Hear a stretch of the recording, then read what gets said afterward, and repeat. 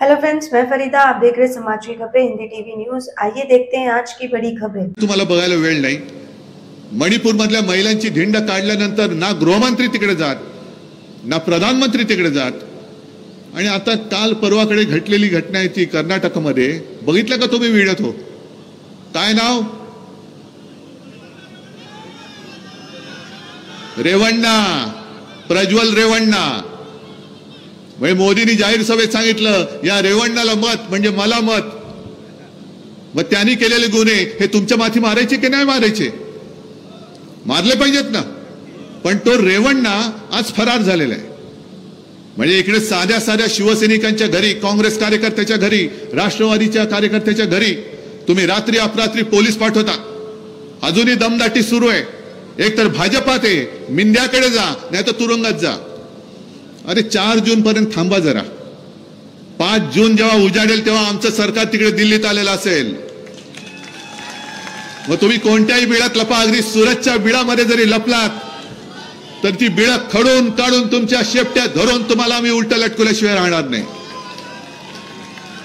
पण तो प्रज्वल रेवण्णा आज पळून गेलेला आहे। मोदी सरकार तर येत नाहीच, हे बुरसटलेलं सरकार, थापेबाज सरकार परत येत नाही, येऊ द्यायचं नाही। पण जर का हे सरकार पुन्हा आलं तर जो प्रज्वल रेवण्णा आज पळून गेलेला आहे, थांब रे बाबा, एक आवाज देतोय, बस झालं जरा थांब। जो प्रज्वल रेवण्णा पळून गेलेला आहे त्याला हे सन्मानाने बोलवतील, सत्कार करतील आणि केंद्रामध्ये मंत्री करतील महिला आणि बाल कल्याण। काय करणार? कोण तुमचा मंत्री महिला बाल कल्याण? प्रज्वल रेवण्णा, जो अत्याचारी आहे, बलात्कार केलेत, फिल्म्स काढलेत आणि आता फरार आहे।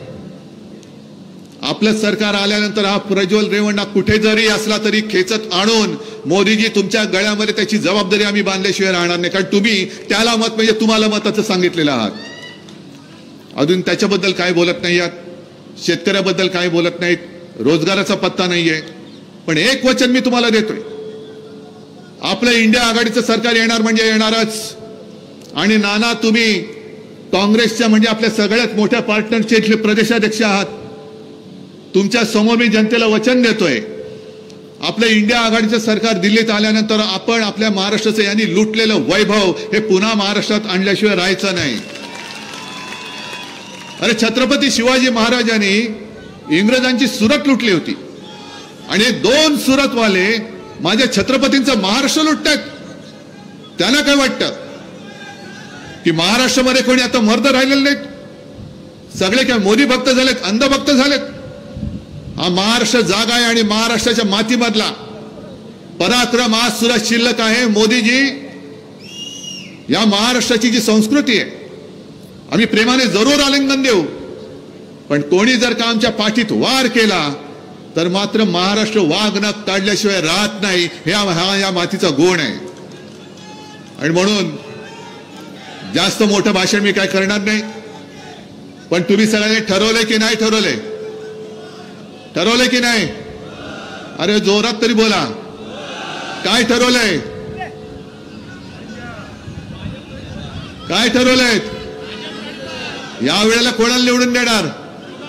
शोभाताई। आणि निशाणी काय?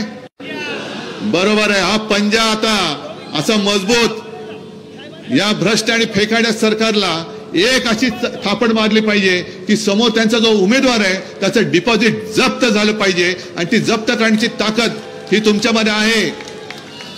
क्या आपका एनजीओ है और काम करने के लिए डोनेशन चाहिए, लेकिन 1280G सर्टिफिकेट नहीं होने की वजह से डोनेशन नहीं मिल पा रहा है?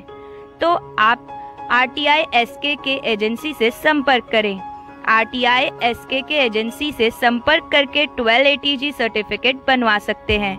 उठाए फोन और लगाएं कॉल 9769025411।